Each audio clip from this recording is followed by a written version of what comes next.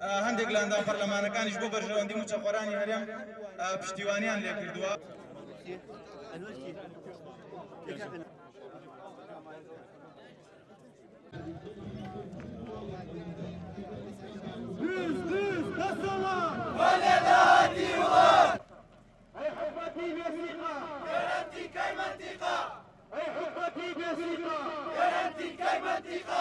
حکومەت پەرلەمانەکەی خۆی کردووەتە کون و لە ترسی هێزی دەرەکیش خۆی لە کونایە.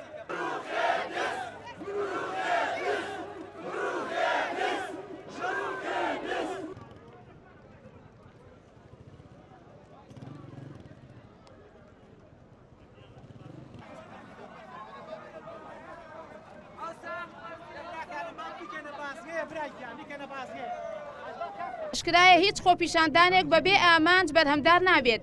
لێرەوە داواکاریەکانی خەڵکی خۆپیشاندەر و ناڕزای قەزای شارەزوور و ناحیەی زەڕایەن لەم چالاکیەدا وەک دەستە و بە ناوی خۆپیشاندەرانەوە کە بە ئامانجە و بۆ چەند بەوەستێک لەدایک بووە لە بەردەم ئێوەی خاوەن هەڵوێست و داکۆکی کار لە مافۆ و بەها مرۆڤایەتیەکان بە چەند خاڵێک دەخەینە ڕوو. ئێمە لەم داخوازیانەماندا ڕوو لەلایەنی بەرپرس و دەسەڵاتدارانی هەرێم دەکەین و پێیان دەڵێن جێبەجێکردنی داخوازیەکانمان زامنی دووبارە نەبوونەوەی ئەم جۆرە چالاکیانەیە.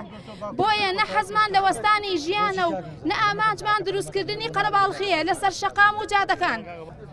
داواکاری گشتەکان کە ئاڕاستە و ئاڕاستەیان ڕوبەڕووی دەسەڵاتدارانی حکومەتی هەرێمە و پەیوەندیان بە دۆخی گشتی هەرێمەوە هەیە. یەک شکۆ بگەڕێنرێتەوە بۆ پەرلەمان پار موچەی موچەخۆران کە سەرچاوەی ڕاستەوخۆی ژیانی بەشێکی زۆر لە هاوڵاتیانی هەرێمە و بە ناڕاستەوخۆش سەرچاوەی جوڵە ئابووری و بازاڕی جوڵەی ئابووری و بازاڕیشە فراهەم بکرێت لە پێناو ئاسایی بوونەوەی ژیانی تاک و گشت.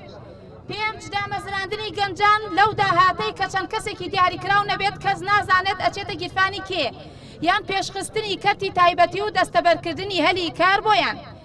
شەش بڕینی موچەی بندیوارە حیزبی و حکومیەکان. دوو موچە و سێ موچە و خانە نشینە نایاساییەکان و گێڕانەوەی بۆ ئەو سەدان دەرچووی زانکۆ و پەیمانگەکان کە هێشتا بەهۆی سیاسەتی هەڵەی سیاسیەکانمانەوە ئاسۆی داهاتوویان تاریکە.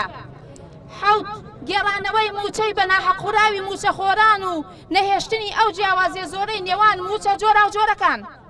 هەشت دادگاکان شکۆی خۆیان بۆ بگەڕێتەوە بۆ دادگایکردنی موشەخۆرانی سەر خانەخوێی گەل و بە سزا گەیاندنیان.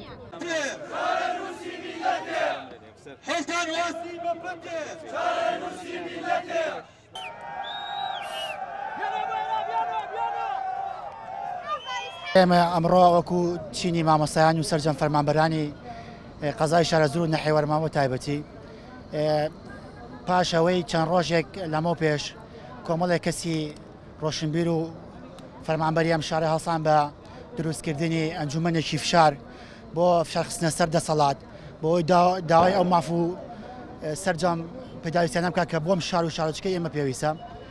ئەمڕۆ دیارەکە سەرجەم فەرمانبەران و مامۆستایان بە یەک دەست لەگەڵ خەڵکی ڕۆشنبیر و هەژاری خەڵکی ئەم شارە هاتوون بۆی داوای مافی ڕەوای خۆیان بکەن و ئەیسەش دیارەکە ئێمە هاتوونە سەر جوستایەتی زەڕایەن سلێمانی دەربەنی خانمان کردووە بۆ ئەوەی بتوانین دەنگمان بگا بە دەسەڵات و بۆی بە ئاسانترین شێوە داوای مافە سەرەتاییەکانی خۆمان بکەین.